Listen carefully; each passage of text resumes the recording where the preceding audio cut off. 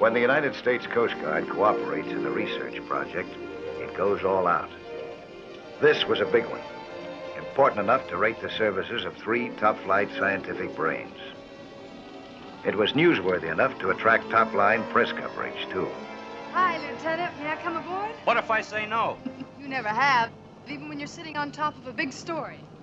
Now, who told you about that? PI? That and a woman's instinct. Mine works overtime when Mike Nelson is involved.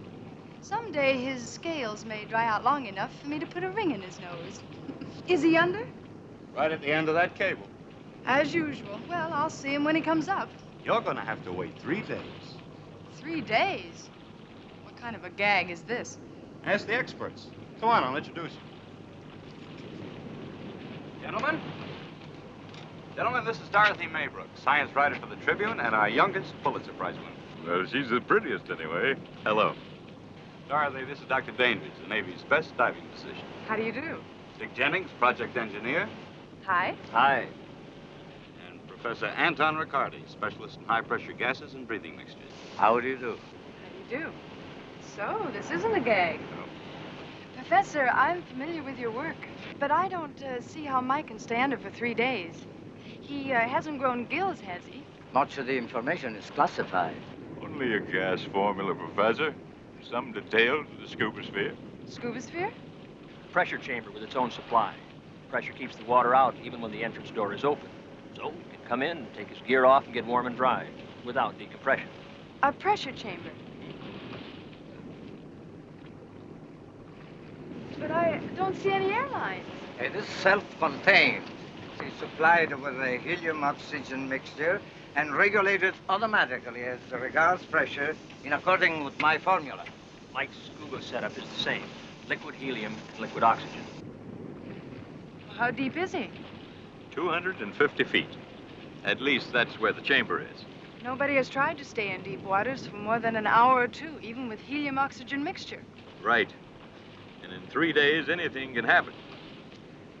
It is only the human element that concerns me. Unfortunately, emotions cannot yet be accurately anticipated, measured, or controlled. Professor, if those gadgets of yours are as dependable as Mike Nelson, we got no worries. Yeah.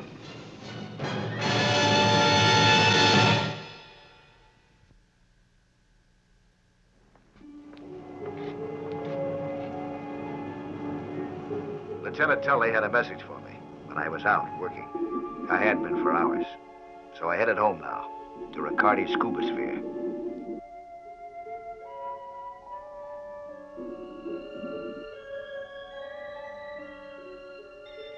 That's when I heard the alarm bell, telling me to get inside and answer the phone. The getting inside part took some doing.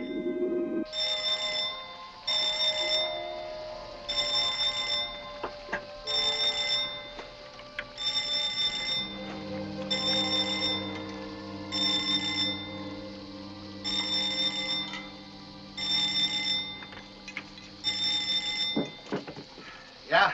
Hiya, Mike. How you making it as a spaceman? Like an astronaut in orbit. Why the panic button? Nothing serious. Radio reports a tropical storm headed this way. Oh? Is it rough up there?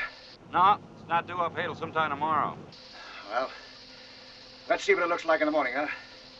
No sense quitting unless it gets bad. Okay. Stay close to home, though. I don't have to come looking for you.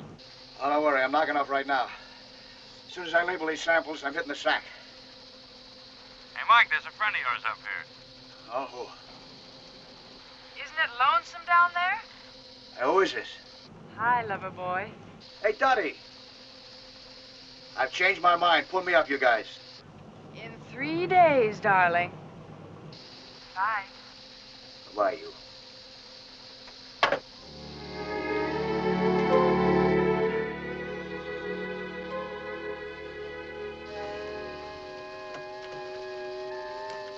I was glad when I wound up my first day's work, 250 feet underwater. Now for my first night's rest. I was so tired, the hammock looked comfortable to me. It even felt that way.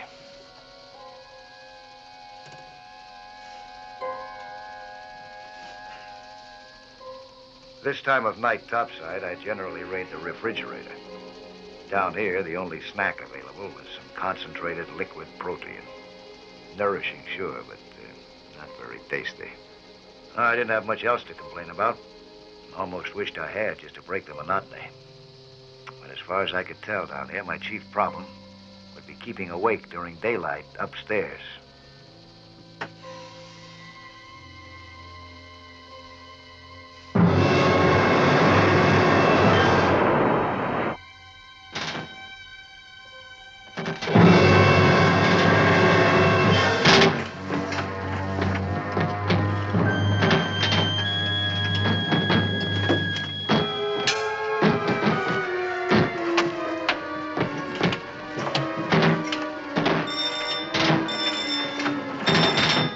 Hey, what's going on up there? This thing's dancing a jig.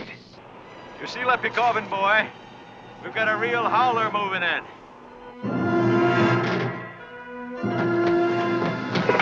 Slack off of the cable before you beat me to death. Okay, but don't fool around. The storm will get real nasty before long. I want you on deck. All right.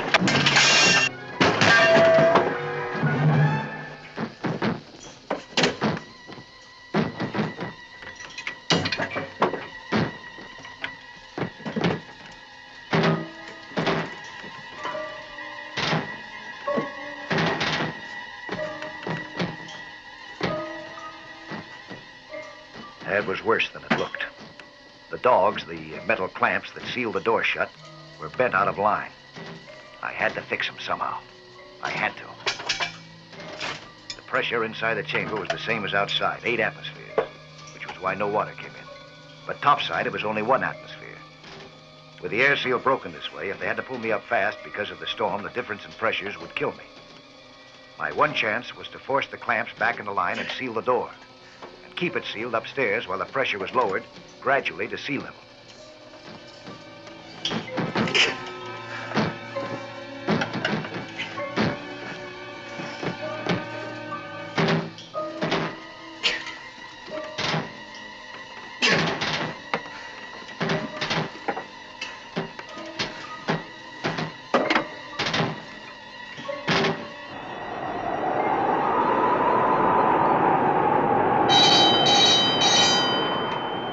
All set, Mike? But it's got to seal. Well, they can't hold us here forever. What is it, Doc? What's the matter? Wait. Talk to Dick. He's the engineer.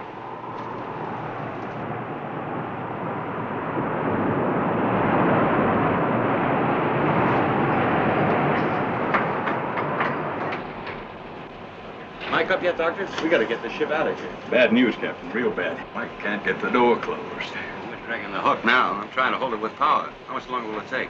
We've got to make a new door. He can't fix it. Dick says it'll take at least a day. I've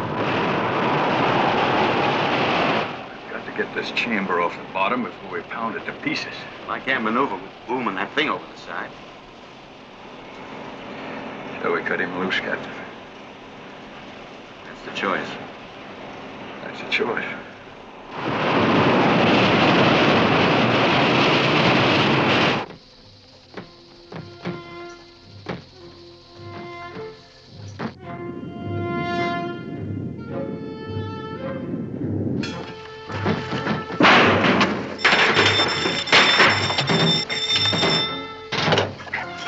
Hey, slack off! Slack off! Drifting? Okay, I'll check.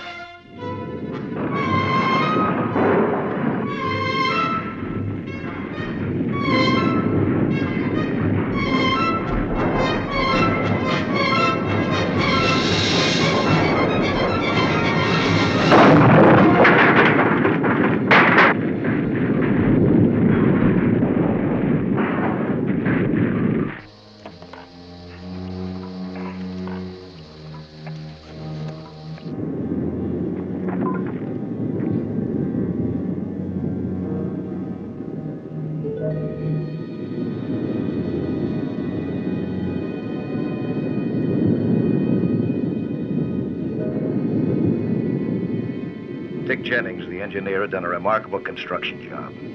The chamber came through intact. Its skin was scratched, but not broken. Even the cable, my lifeline to the cutter, seemed okay. But I kept on checking. If anything were wrong, now was the time to report it topside before the storm set the cutter reeling again.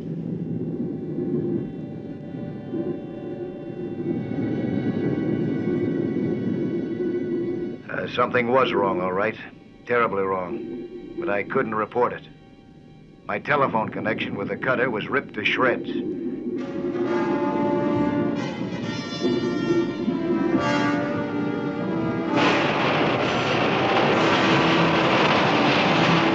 That full runner.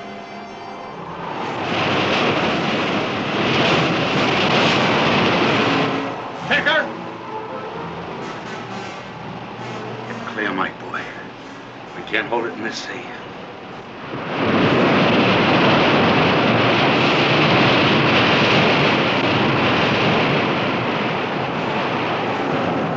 I had to make sure that I didn't lose my lifeline the same way, if and when we slammed into the next reef. I started to lash some additional ropes around the cable, but the cutter dragged anchor again and took the chamber with it.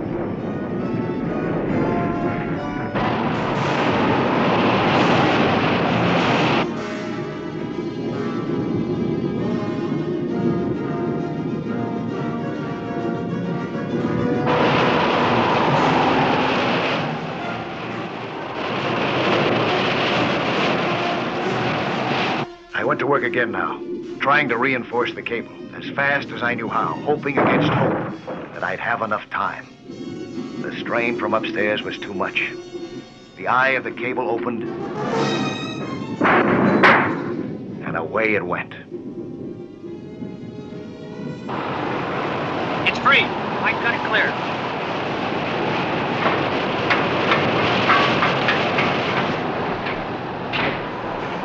Mike's all clear. It's up to you now, Captain. All engines ahead 2/3. Overhead, I could hear the cutter moving out at close to full power.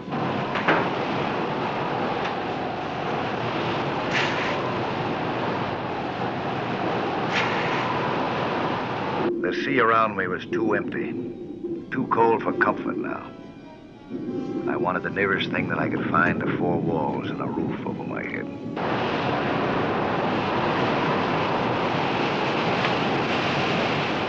Doctor? There's something wrong here. We're not dragging that sphere. Check the cable. You sure? Check the cable. Fella says we haven't got the chamber. He's right. No weight on it at all. Cable's loose.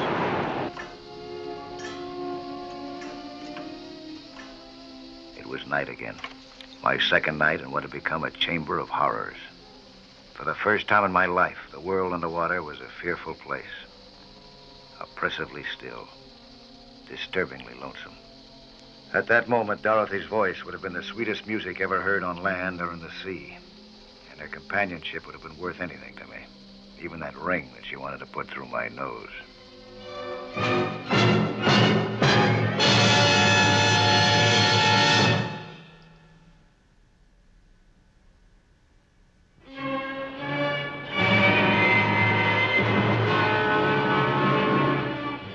The storm had gone now, and in another handful of hours, the 3-day supply of helium oxygen in the chamber would be gone also. Trying for the surface was out.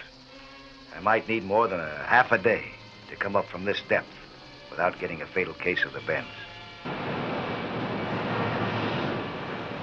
You know, Professor, you don't have to sell me on the importance of research, but I do think you let Mike take too much of a risk. Well, the risk was justified. So the ocean floor is as important to defense as outer space.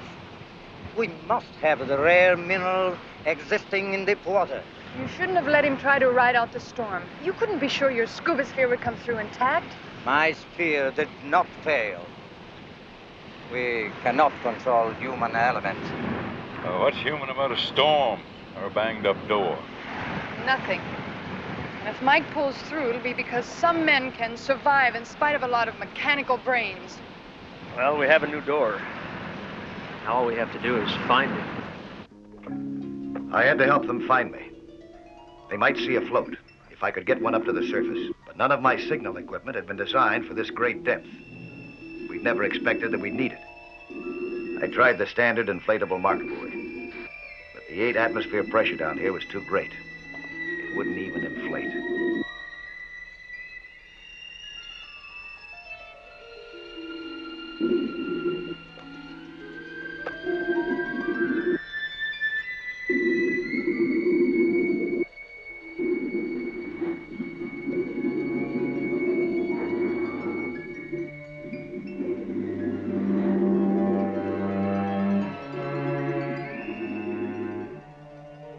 The air inside my lungs was under the same pressure, so I managed to inflate a marker balloon myself.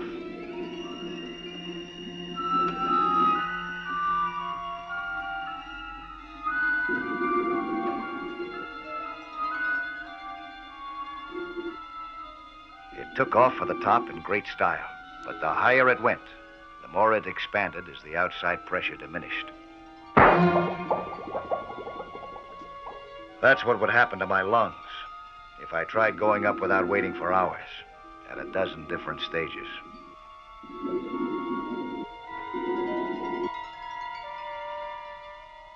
There was one thing that I could inflate that wouldn't explode. A pair of denim work pants.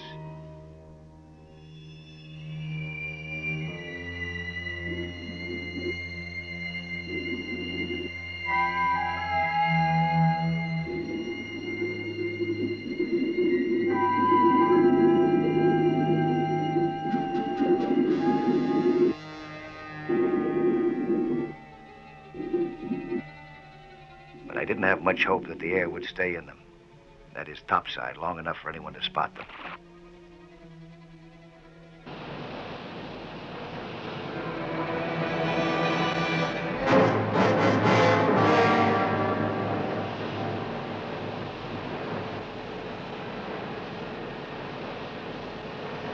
They lasted less than a minute.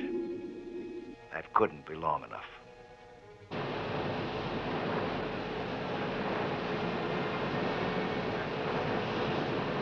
Left full rudder. Make another run over that area. Sure I saw something. Left full rudder, sir.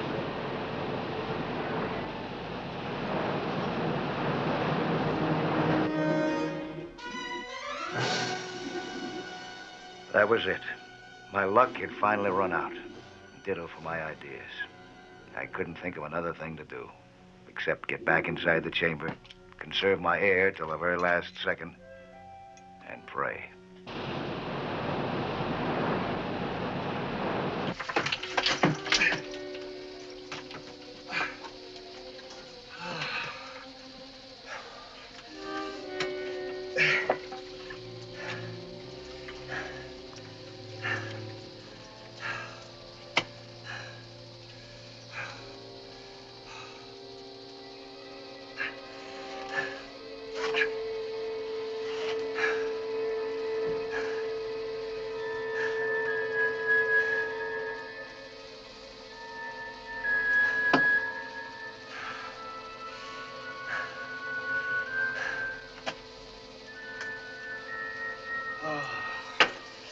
I'll admit it.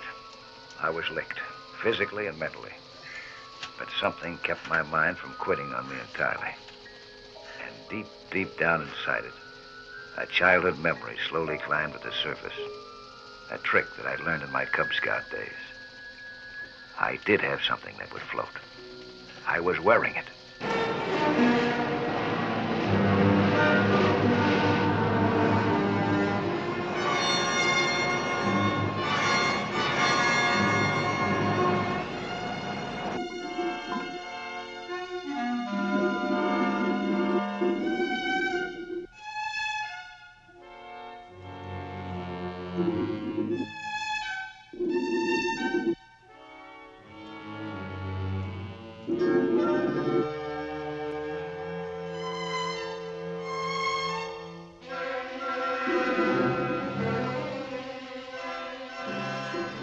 It was cold without the shirt, cold as death. But at the moment, I hardly noticed it. I had something much, much more important going for me. And it went.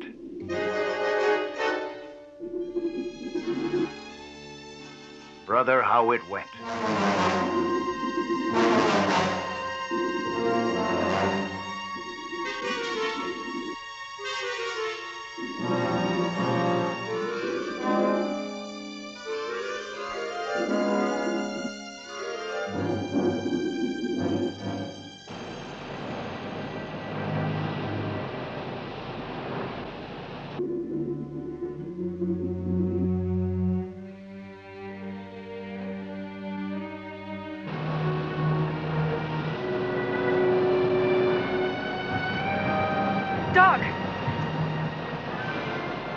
Mike. It's Mike. I can tell it's his shirt. Dave, it's Mike. Right full rudder. This is it. Right full rudder, sir. Vic Jennings didn't lose any time sending the new door down to me, along with new cable and phone connections.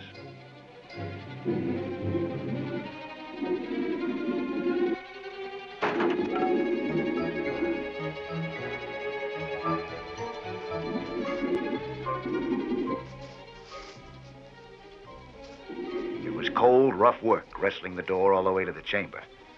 But when your life depends on doing a job, usually you manage to do it.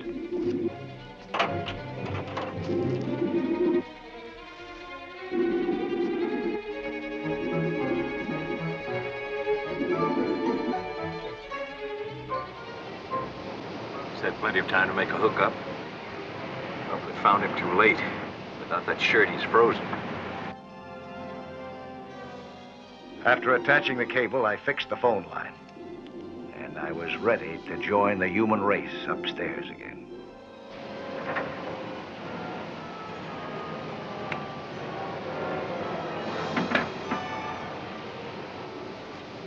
Send a diver down.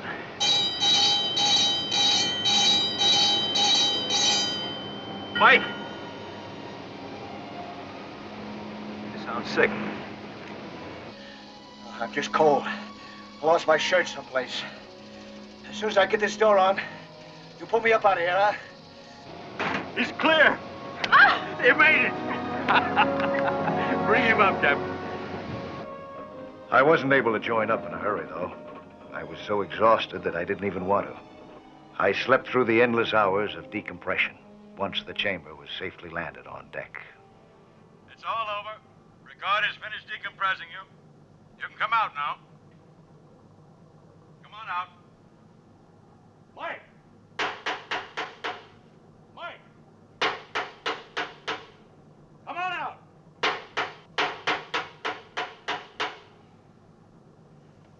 Yeah. Yeah, I hear you. Be right there.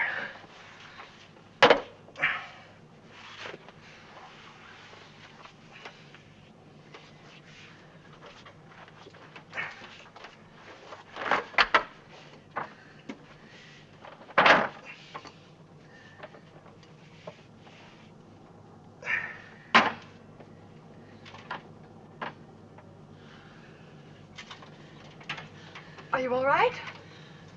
Oh, this must be heaven. You're the angel I've been dreaming about. Hey, What is it? What's wrong? you don't look a day older. No lines, no wrinkles. And I must have been underwater for at least 10 years. Well, then, let's, try to catch up. Come on.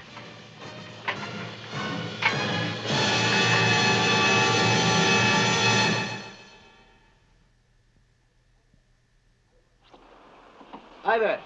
I'm Lloyd Bridges. Skin diving is certainly a lot of fun, and it's full of adventure. See some more of it again next week, huh? When there'll be another excursion into that fabulous underwater world of Sea Hunt.